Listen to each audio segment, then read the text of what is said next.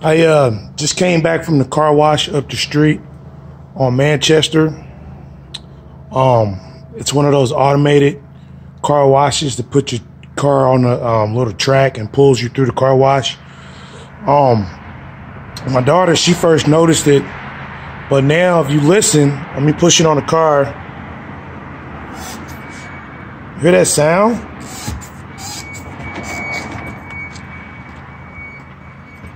When I push down on the car, it makes this sound. I noticed when we were rolling into the driveway here,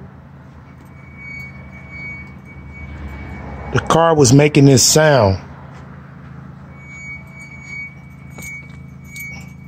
So I don't know what it is, but before I went into that car wash, my car was not making this sound. I'm thinking that that car wash machine must have hit something on the bottom of my car, made something come loose.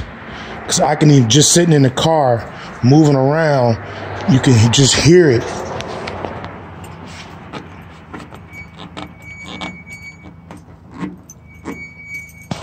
I don't know what it is.